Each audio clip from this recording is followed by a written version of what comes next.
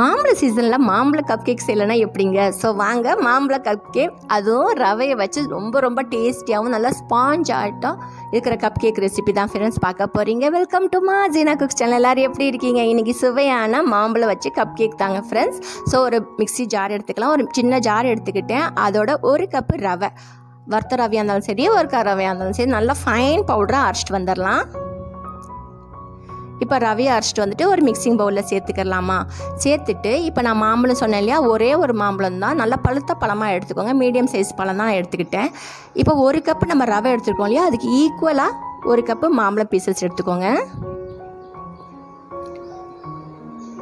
நல்லா பழுத்த பழமாக இருந்தால் நல்லா தித்திப்பான பழமாக பார்த்து எடுத்துக்கோங்க ஃப்ரெண்ட்ஸ். அப்போ தான் இந்த கப் கேக் ரொம்ப ருசியாக இருக்கும். ஸோ இதையும் நல்லா மிக்ஸி ஜாரில் போட்டு ஃபைன் பேஸ்ட்டாக அரைச்சிடலாம்.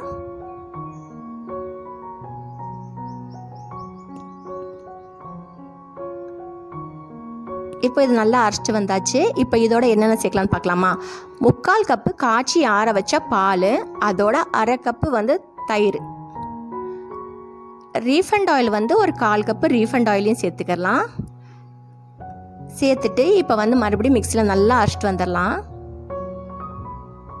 அரைச்சிட்டு நம்ம மிக்சிங் பவுலில் சேர்த்துக்கலாம். ரவை போட்டிருந்தோம் இல்லையா, அந்த மிக்சிங் பவுலில் சேர்த்துட்டு இதை நல்லா ஒரு பீட்ரு வச்சு நல்லா பீட் பண்ணிக்கலாம்.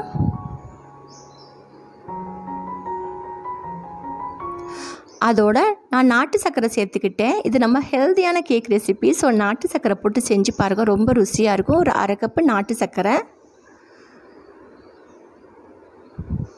இதையும் நல்லா மிக்ஸ் பண்ணி விட்டுக்கலாம் ஃப்ரெண்ட்ஸ்.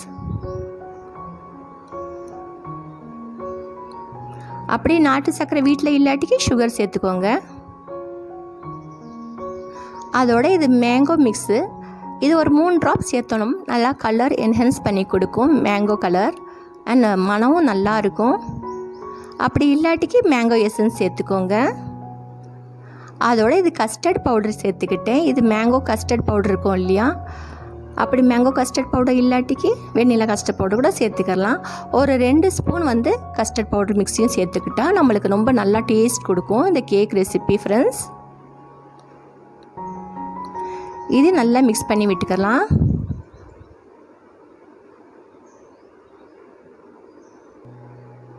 இப்போ இது நல்லா கலந்தாச்சு.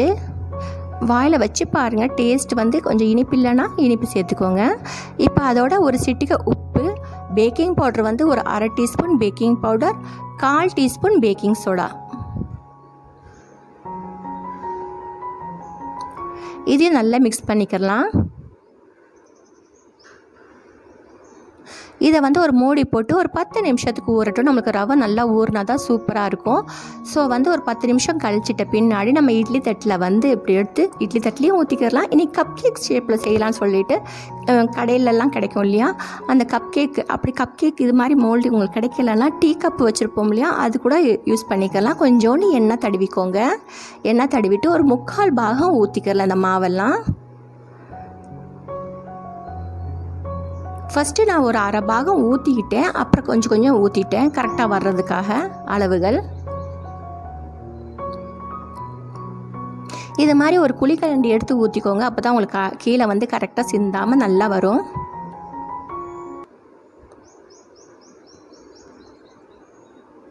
குழந்தைங்க லீவில் இருக்கவொன்னே ஏதாவது சாப்பிட்றதுக்கு கேட்பாங்க இல்லையா. ஸோ நம்ம வீட்டில் மாம்பழம் இருக்கும், ரவை இருக்கும். கண்டிப்பாக இந்த ரெசிபி ட்ரை பண்ணுங்கள் ஃப்ரெண்ட்ஸ். குட்டீஸ் மட்டும் இல்லை, பெரியவங்களுக்கும் ரொம்ப பிடிக்கும், அவ்வளோ ருசியாக இருக்கும். இப்போ நான் எல்லா கப்லேயும் இது ஈக்குவலாக ஊற்றிக்கிட்டேன். அதோட வீட்டில் எந்த ட்ரை ஃப்ரூட்ஸ், ட்ரை நட்ஸ் இருக்கோ சேர்த்துக்கலாம். நான் இன்றைக்கி பாதாம் ஒரு 4-5 பாதாமை நீட்டாக வாக்கில் கட் பண்ணிக்கிட்டேன். இது கிரான்பெரிஸ், ட்ரை கிரான்பெரிஸ் இருந்துச்சு, அதை போட்டுக்கிட்டேன். ஸோ பார்க்குறதுக்கும் சாப்பிட்றதுக்கும் செம்ம டேஸ்டியாக இருக்கும். அப்படி இல்லாட்டிக்கு டூட்டி ஃப்ரூட்டி கூட சேர்த்துக்கலாம். இது ஒரு 2 வாட்டி டேப் பண்ணி வச்சுக்கலாம். அதோட இன்றைக்கி நம்ம யூஸ் இல்லாத பழைய ஃப்ரைங் பேனு தான். இந்த பேனில் ரிங் ஸ்டாண்ட் போட்டுட்டு ஒரு 8 நிமிஷத்துக்கு மிதமான சூடில் ப்ரீ ஹீட் பண்ணிவிட்டு இப்போ இதை ப்ளேஸ் பண்ணிக்கலாம். ப்ளேஸ் பண்ணிவிட்டு ஒரு 25 நிமிஷம் மிதமான சூடு, மீடியம் ஃப்ளேம்லேயே நல்லா பேக் பண்ணி எடுத்தோம்னா சுவையான கப் கேக் ரெசிபி ரெடி ஆயிரும் ஃப்ரெண்ட்ஸ். டூத்பிக் வச்சு நல்லா குத்தி பாருங்கள். அப்படி 25 நிமிஷத்தில் உங்களுக்கு ரெடி ஆகலைன்னா கூட ஒரு 2-3 நிமிஷம் வச்சு எடுத்தோம்னா போதும். அது நல்லா கூல் டவுன் ஆகிட்ட பின்னாடி இந்த சைடில் வந்து நல்லா வந்து இந்த கத்தியை வச்சு நல்லா எடுத்துக்கோங்க. ஸோ தட் நம்மளுக்கு ஈஸியாக வந்து டிமோல்ட் ஆகிட்டு வந்துடும். பார்த்தீங்க இல்லையா, சூப்பரான கப் கேக் ரெடி ஆயிடுச்சு ஃப்ரெண்ட்ஸ். கண்டிப்பாக இந்த ரெசிபியை ட்ரை பண்ணிவிட்டு எப்படி வந்துச்சுன்னு கமெண்ட் செக்ஷனில் சொல்லுங்கள். தேங்க்ஸ் ஃபார் வாட்சிங்.